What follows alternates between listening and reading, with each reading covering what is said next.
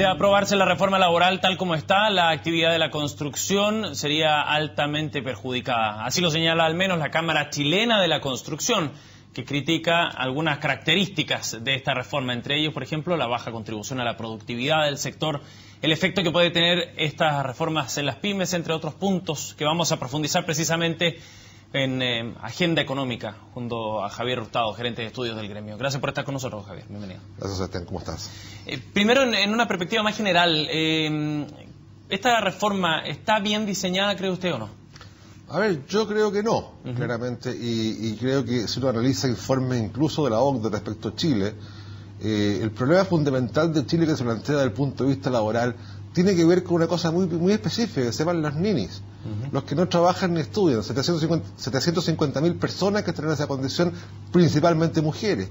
Y si uno analiza esa condición se da cuenta que en los sectores de menores ingresos, los primeros dos deciles de ingresos más bajos, 1 de cada 2 personas jóvenes de entre 18 y 24 años son ninis, no trabajan ni estudian. Creo que ahí está el gran problema que tiene Chile que solucionar en el futuro.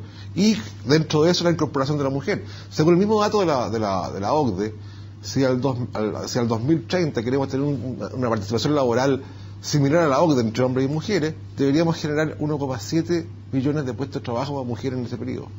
Lo cual, claramente, ese es el tremendo desafío que tiene Chile para adelante. Creo que cualquier reforma laboral debería considerar esos desafíos. ¿No se puede avanzar en paralelo en el foco que pone esta reforma, que busca de alguna manera, y así lo califican algunos, como una reforma más pro sindicatos, y avanzar en paralelo en potenciar el trabajo para mujeres y jóvenes? A ver, por lo menos lo que se está haciendo no es así. O sea, yo diría claramente, uno debería buscar, para poder potenciar el trabajo de jóvenes o mujeres, tendríamos que estar discutiendo otras cosas. Por ejemplo, las jornadas de trabajo, las jornadas parciales, ya un montón de cosas, mayor flexibilidad o mayor posibilidad de trabajar de forma distinta, la multifuncionalidad. Que se pueden abordar en un proyecto distinto, por eso... Que es un proyecto distinto. Acá lo que estamos abordando en este proyecto básicamente es un tema de sindicalización. ¿Y eso es malo? A ver, yo creo que en general depende cómo lo mires, pero claramente no es el foco de fondo. Chile no tiene una tasa de sindicalización muy distinta a la OCDE. La OCDE ha ido bajando del 20%, hoy día tiene el 17%. Pero las Chile tasas de está negociación subiendo. colectiva son bajas en comparación a otros países de la OCDE. A ver, todos los sindicatos en Chile negocian, pero lo que importa acá es la sindicalización. Y la sindicalización es muy similar. Chile ha ido subiendo, está como en el 15 tanto, 16, la OCDE 17, pero ha ido bajando. Yo creo que el mundo lo que te está mostrando hoy día, sobre todo Europa después de la crisis, es que tienden a flexibilizar las relaciones laborales en general más que a forzarlas, digamos. Y eso es una demostración clara, que la reforma en Alemania, la reforma en Italia, tiende a mostrarte ese tipo de reforma en el tiempo. Un contexto digamos. bien distinto en el de Italia, España y otros países, considerando la crisis que han vivido. Claro. Pero de todas maneras, Chile está bastante lejos de tasa de sindicalización de otros países y en nivel de cobertura de negociación colectiva, por ejemplo, según datos de la Fundación Sol, en base a datos de la OCDE, estamos bien lejos de países a los que miramos como ejemplo, ¿no? Suecia, Francia, Bélgica, etcétera, que tienen cobertura de negociación colectiva por sobre el 90%. Según esos datos, Chile tiene cerca del 8% de negociación colectiva, que permite de alguna manera mejorar condiciones de los trabajadores, precisamente. Yo no sé cómo mide el dato, pero yo tengo la tasa de sindicalización, por ejemplo, la OCDE, que te insisto, es 16, 17%. Sí, la sindicalización. Claro, y no todo la cobertura de negocio, negociación colectiva. Eso la verdad que depende de cómo lo mides, qué parámetro quieras medir, digamos. Vamos al tema del sector de la construcción en particular y cómo impacta esta reforma al gremio. ¿Lo afecta de manera distinta a otros rubros? A ver, yo creo que en el caso de la construcción, tú tienes que reconocer que el trabajo es re distinto a muchos otros tipos de trabajo. La construcción es un trabajo muy temporal. El promedio de duración de una faena, por la cual el contrato por faena, dura aproximadamente 6 meses, ¿ya? Y es temporal y además se ubica en distintas partes del tiempo. Entonces la verdad que la movilidad en este caso es fundamental, o sea, cómo tú puedes movilizarte para, primero, que los contratos de obra en general, las empresas contratan las obras por lo que se llama un contrato subalzada, o sea, yo fijo el precio de mi obra ex ante, después diferencio cada faena, las contrato, son cortas, digamos, y tengo un precio fijo, entonces cualquier movilidad que haya adentro, o rigideces que hay adentro, me puede liquidar la empresa.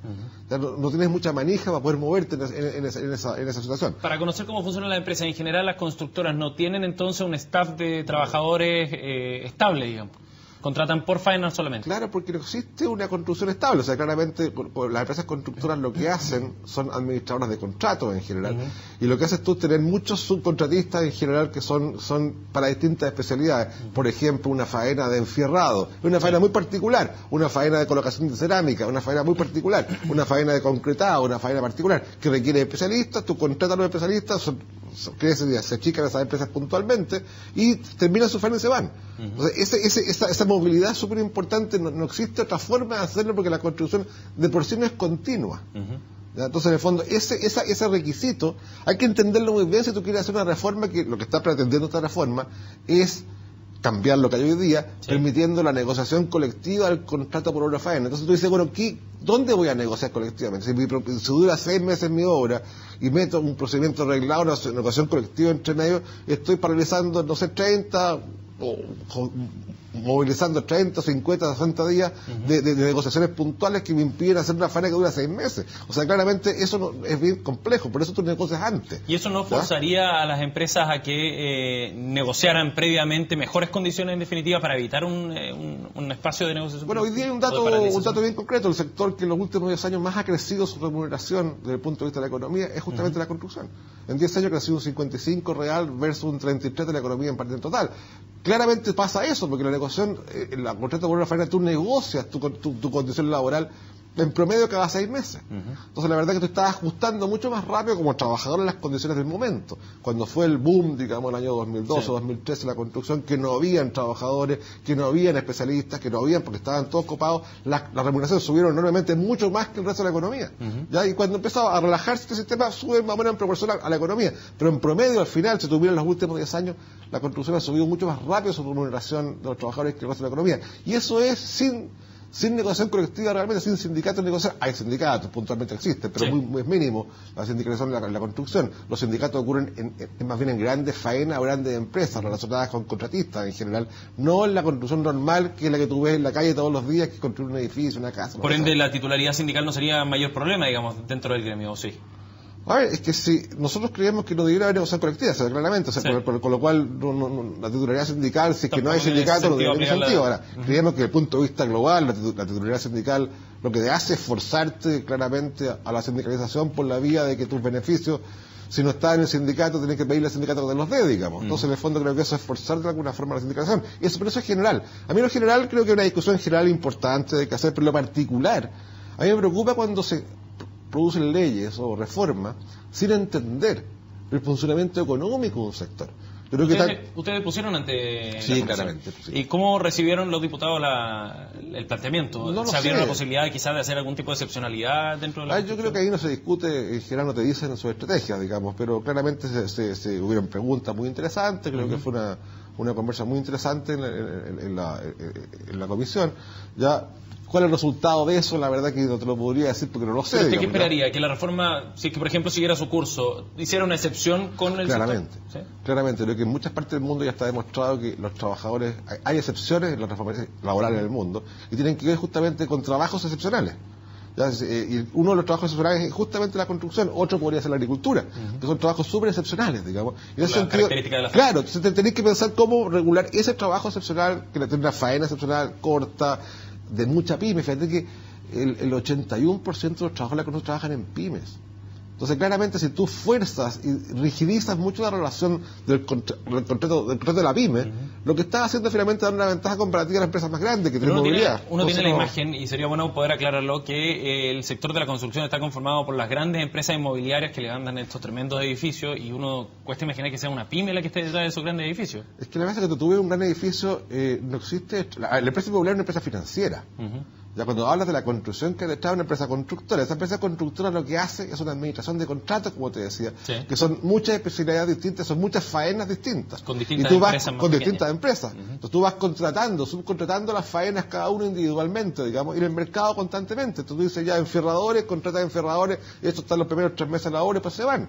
Después contratan, no sé, pues las empresas que se dedican a la parte eléctrica, cemento, hormigón, después ya terminaciones, y vas teniendo empresas. No existe Eso es muy antiguo, eso es un concepto muy antiguo, que antes la constructora como que hacía todo. Eso ya no existe. Javier, imaginemos que esta reforma laboral se aprobara en grandes rasgos tal como está hoy día. ¿Qué impacto tendría eso en el sector de la construcción? Yo creo que forzaría, primero, por la condición que te digo, primero que las faenas son muy cortas, y como dice la reforma, se querría que se negociara colectivamente la faena, incluso entre 50 y 40 días antes de que se inicie la faena. Primero que te diría yo, no existen trabajadores contratados por una faena 50, 40 días antes de una faena, porque la verdad es que para una faena de 6 meses, tú lo contratas con 2 meses de anticipación. Es bastante absurdo, digamos. Entonces lo que te está tendiendo a hacer eso es llevarte a una negociación por rama, ¿ya? O por sector, digamos, sí, por rama. Si eso ocurre, las negociaciones por rama lo que tienden a hacer es llevar un tarifado. Cuando llega un tarifado, y tú empiezas a ver quiénes son capaces de competir mejor con un tarifado fijo, te vas a dar cuenta que son las mayores empresas que tienen más posibilidad de movilidad, tienen mucha más facilidad de hacerlo, versus las más chicas. Ahora, si tú ves cómo se compone el sector, te vas a dar cuenta que de las 30.000 empresas constructoras que hay en Chile, ya empresas relacionadas con construcción, ya un porcentaje muy alto, el 81,1% de los trabajadores trabajan en pymes. Entonces la verdad que lo que va a lograr es que probablemente estas pymes van a tener mucha menor capacidad de negociar, se va a rigidizar y va a tener un problema ahí. Y además con otra cosa que es mucho más grave. Fíjate que el sector construcción es uno de los pocos sectores que contrata gente sin mucha formación. De hecho, el 35% de los trabajadores de construcción no tienen educación, tienen hasta educación básica. Perfecto. Con lo cual tú generarías un problema con las empresas que generan trabajo en este segmento, digamos. Problemas de adaptabilidad que conlleva aquello. Claro. Bueno, el debate recién comienza en el Parlamento. Vamos a ver cómo se reciben estos antecedentes que presenta el gremio de la construcción ahí en la discusión parlamentaria. Muchas gracias por haber venido, Javier, para profundizar en este tema. Un placer, Sebastián. Nosotros cerramos esta edición de Agenda Económica. Como siempre, muchas gracias por habernos acompañado y los dejamos invitados a que siga la sintonía de CNN Chile. Ya vienen más informaciones.